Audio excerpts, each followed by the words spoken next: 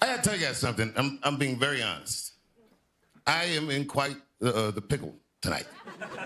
And it started in October. Lauren Michaels called me, and he asked me to do Saturday Night Live, the first episode after the election. And I was like, nah, man, I'm cool.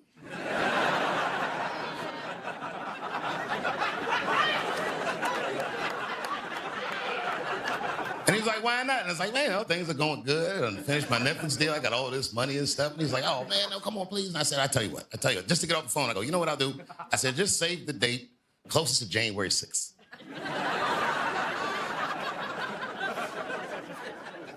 And then the date started rolling around, and in December, he started calling me again. And again, I was like, nah, man, I don't want to do it. And this goes on for like weeks and weeks. And then finally, you know, I go, you know what? I could just get rid of all these old Trump jokes and start fresh. I said, you know what? I'll do it. Thank you. Here we all are. The moment I said yes, LA burst into flames. And it's a tough one, you know what I mean? Because I'm tired of being controversial. I'm trying to turn over a new leaf. And it is way too soon to do jokes about a catastrophe like that.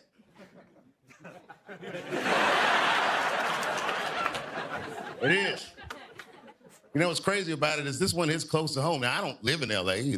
I've never been like a big fan of L.A., but I've built many, many memories there, and I have great friends there. And a lot of them lost their homes. Carrie Elways, who I starred in Robin Hood Men in Tights with, his house burned to the ground.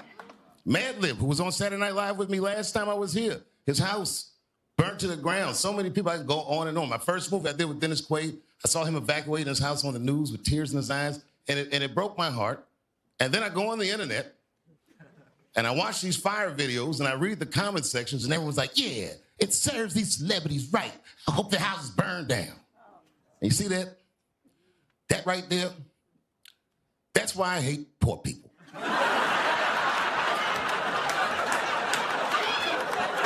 Because they can't see past their own pain.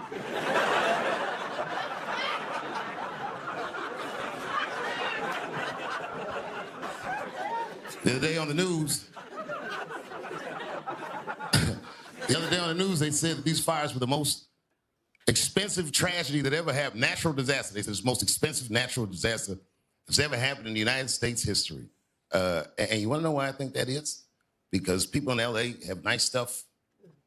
I could burn 40,000 acres in Mississippi for like $600 or $700.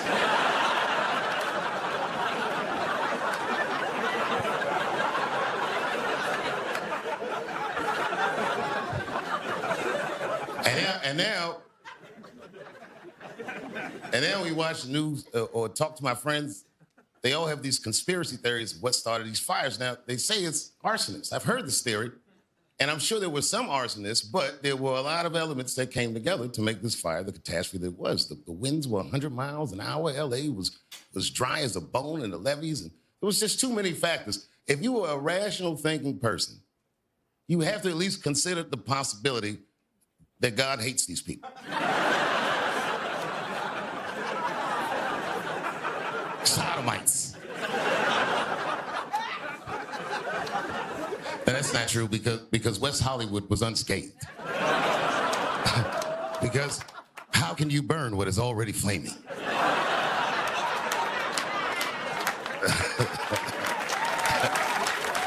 Now we're getting there. A lot of poor people were affected too. A lot of just regular working class families were affected too. And a lot of those families found out the week of the fires that they lost their health, not their health, their fire insurance. But either way, Luigi is like, you're welcome. You know, Luigi killed him. And that kid did almost plan like the perfect crime. He did everything right. He planned everything perfectly. Only thing he forgot was to shave his eyebrows. As soon as I saw him on the news, I was like, yeah, that's him. Finally, they're getting in front of it.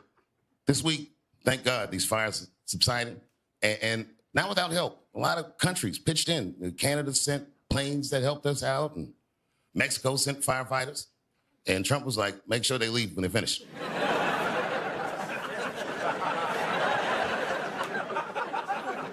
it's just no fun being famous anymore. It's like y'all made it scary. You know what it feels like being famous? And scary is the right word. It feels like, and I'm not being dramatic, it feels like I'm storming the beach of Normandy, World War II.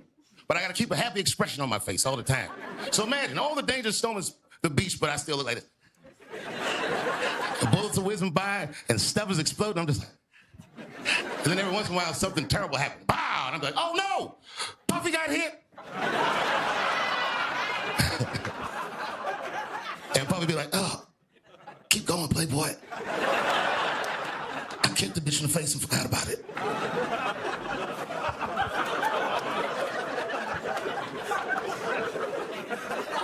I've been in trouble in my day. Well, I've been in a lot of trouble in my day, but man, let me tell you something. This guy, Puffy, buddy, this guy is in an enormous amount of trouble. I don't think I've ever seen anything like this. They got this guy in a Rico case by himself.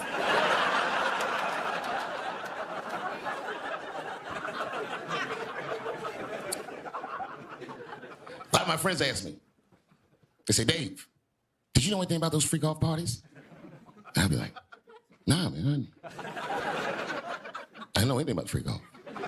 And they all look at me like, they be like, well, how all these people you know was at the freak-off, but you're the only one that wasn't at the freak-off. And I thought about it for a minute. I said, oh, my God. I'm ugly.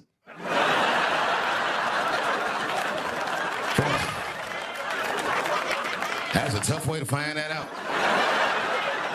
Can you imagine if you were me reading the newspaper and found out everyone in Hollywood had an orgy behind your back? Like none of y'all called me? Well, that really hurts. I'm glad they didn't call me though, because the stories that come out about it are crazy. I saw one thing on the internet, so I'm not sure this is true. Probably doubt it's true, but I saw it. Some guy who said he knew Puffy, like, yeah, man. He's like, I was at the freak off one time and I went in the back room and Puff was in there with Carl Winslow, the dad from Family Matters. He was smashing, and I was like, Puff, what are you doing? And he was like, yeah, it feels good to make another man do your bidding. And I was like, oh my God.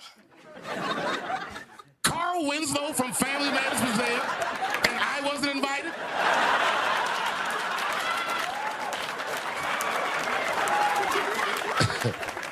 It's worse than I thought. Or maybe I'm not ugly. I mean, look at my face. This is not necessarily a handsome face, but it's not an ugly face. But if you really study my face clearly, I have snitch energy. Oh, I look like I'll tell. The last thing you want to see at the orgy is me across the room looking at you like.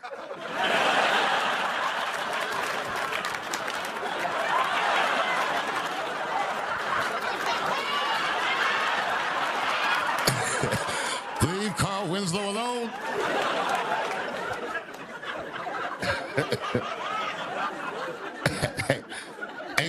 Amen.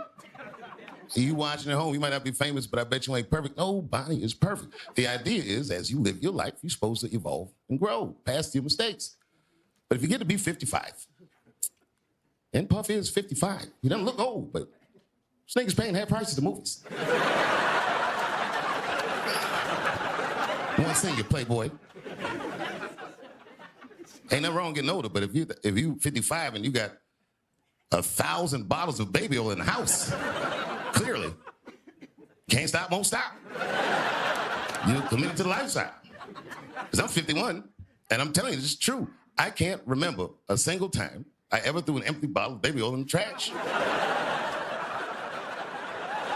don't think I've ever finished a bottle of baby oil in my life. If we went to my mother's house tonight, she probably got the same baby oil we had when I was a little boy with the pink top, and somehow Puffy was all the way down to the last. And having baby oil is not illegal. They don't remind you about that part. That's the least harmful thing I read in that doc. He just used the wrong lube, I think. If he used Crisco, he would have got away with it. But just like, oh, he likes to cook.